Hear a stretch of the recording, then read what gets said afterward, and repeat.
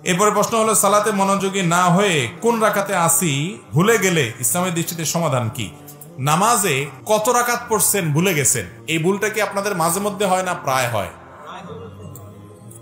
প্রায় হয়।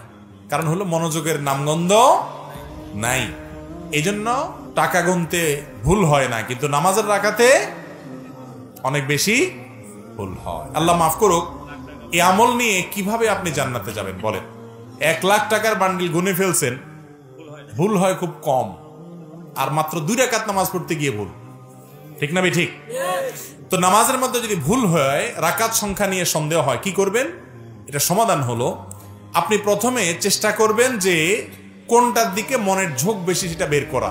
যেমন কথার কথা, 4 রাকাত ওয়ালা নামাজ, 3 রাকাত এটা না 4 নম্বর রাকাত, তৃতীয় রাকাত না চতুর্থ রাকাত আপনার সন্দেহ হচ্ছে।